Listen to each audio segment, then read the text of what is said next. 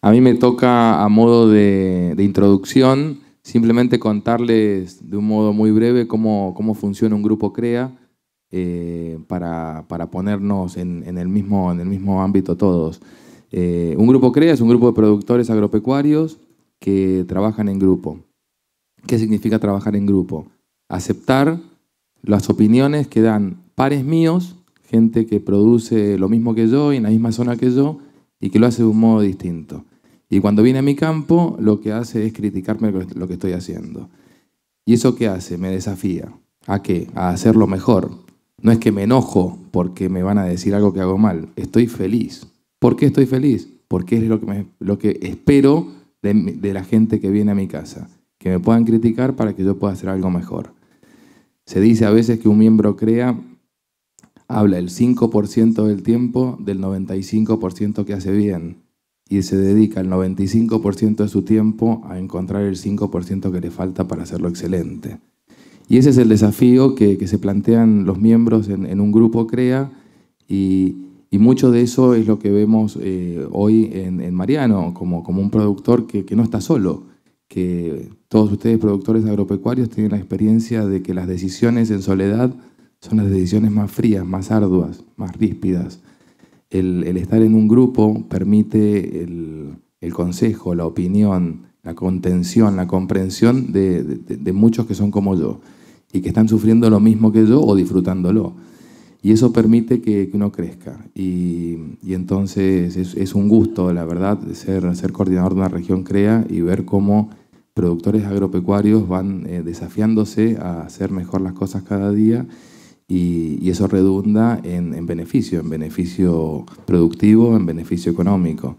Con lo cual era introducir simplemente la metodología de trabajo. Nos juntamos en grupo una vez por mes, hay un asesor técnico que acompaña, pero la clave del grupo CREA son los miembros CREA. Son las personas que se desafían cada día a hacer las cosas mejor.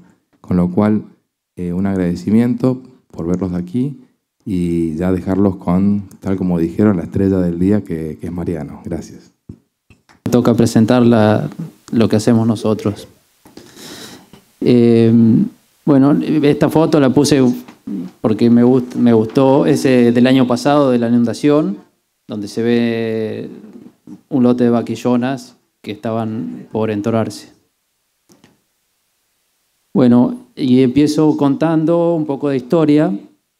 Cuando la familia arranca como productores, mi padre se dedicaba a la construcción en Mar del Plata y en un momento decide cambiar de actividad y logra comprar el campo en el 82. Llega a un campo un poco desarmado de infraestructura, entonces aguadas, alambrados, las casas, el galpón. Y bueno, como hablábamos ayer, él llegó y no sabía lo que era una vaca, no sabía diferenciar una vaca de un toro, así que se dejó asesorar por gente cercana y ahí inició el proceso productivo con aprendizaje. Una persona muy importante es el encargado que desde el comienzo nos acompaña y que es quien también nos ha enseñado a producir, a cuidar la vaca. Yo muchas veces quiero poner más vacas y él dice, no, hay que cuidar un poquito el estado de las vacas. Bueno, nos regula lo que nosotros queremos innovar con el cuidado de las vacas. Después la historia, el viejo con espíritu innovador, empresario, sembró pasturas en un principio, también le gustó la idea de los cruzas con cebú y hasta que en el 85, como pongo ahí, una inundación, que tenés que mover hacienda o vender hacienda apurado, romper las pasturas que habías hecho con esfuerzo. Ahí aprendimos la importancia de la siembra directa, porque esas primeras pasturas en convencional se rompieron por falta de piso.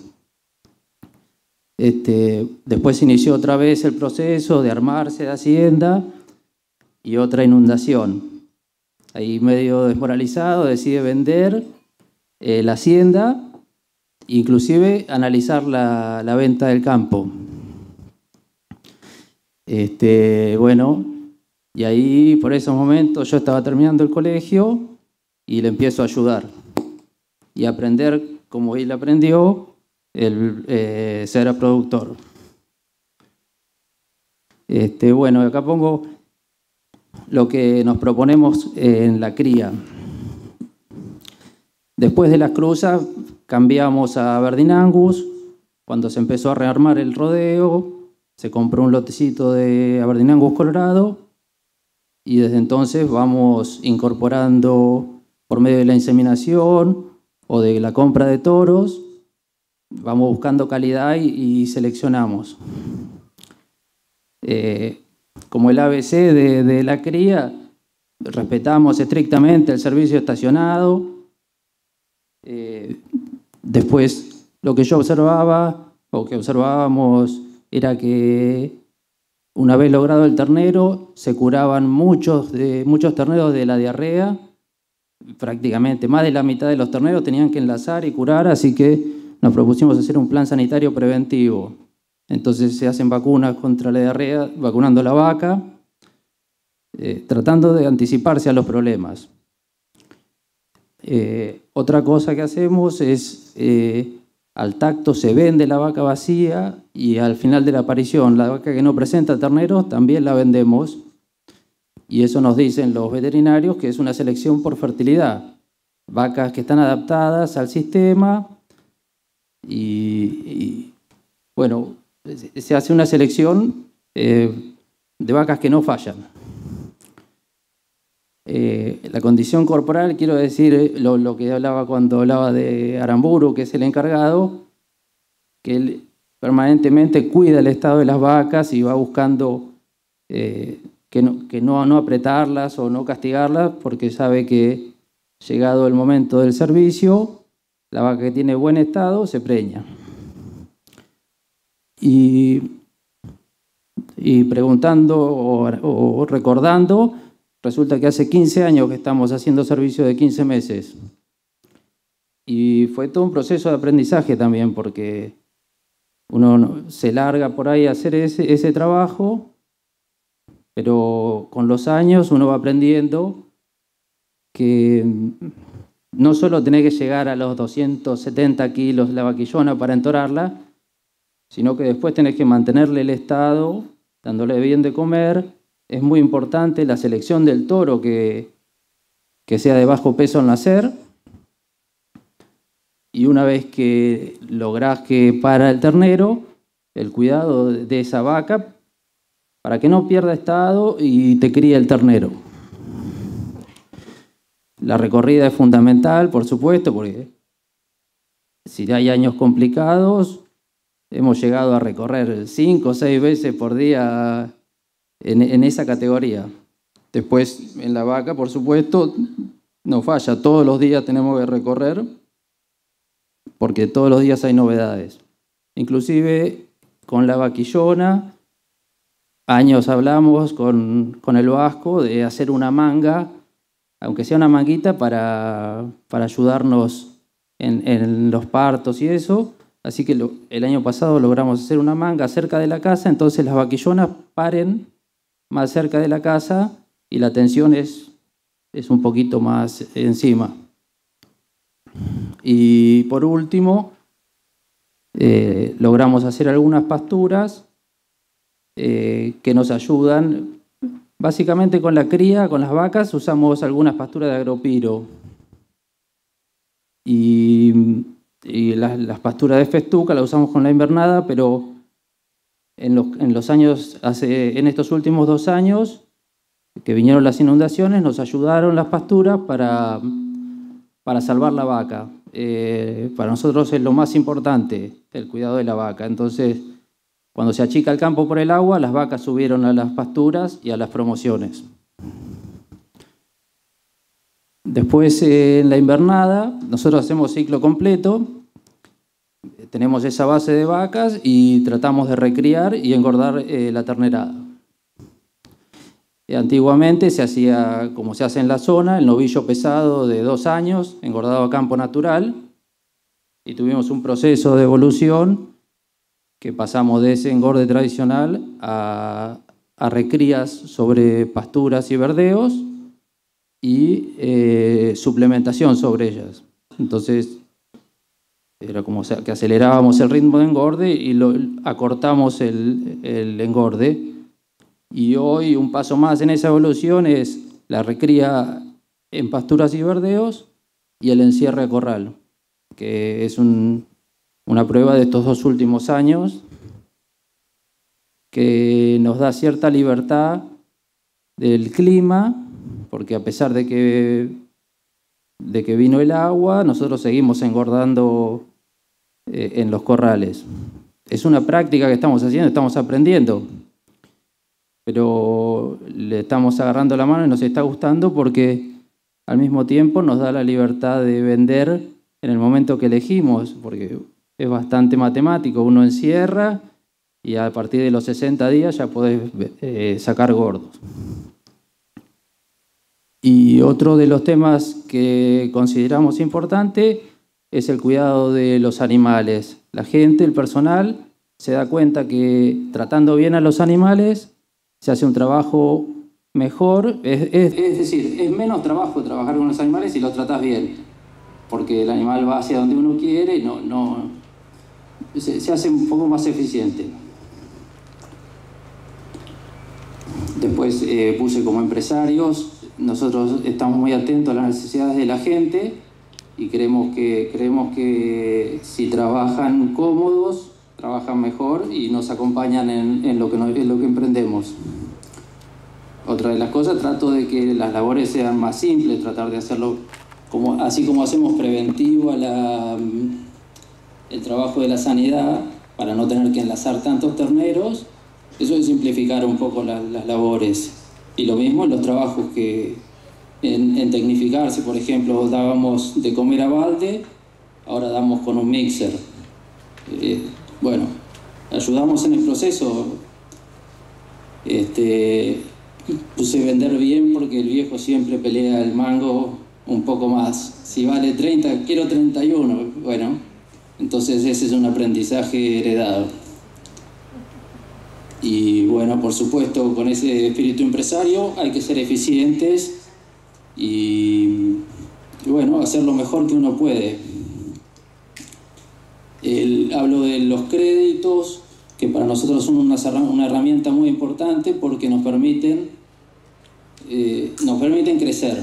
Porque pudimos acceder a maquinarias, pudimos en momentos clave de inflación, por ahí retener un poco de hacienda, nos capitalizamos, sembramos pasturas. Bueno, es una herramienta importante siempre que uno esté decidido a devolver la plata, por supuesto. Y hablo de asesoramiento. Cuando vamos a emprender algún trabajo o alguna innovación, por supuesto nos asesoramos y preguntamos a los que saben. Y los grupos son parte de ese asesoramiento. Anteriormente habíamos estado en un grupo de cambio rural y es muy bueno el aporte que hacen, el intercambio que se produce. Actualmente estamos en el CREA del Tuyú y esto del grupo CREA es muy bueno porque uno se hace intercambio con compañeros que tienen similares problemas o encaran similares emprendimientos y te sentís acompañado. El grupo CREA a mí personalmente me ayudó no solo como productor, sino a crecer un poquito como persona.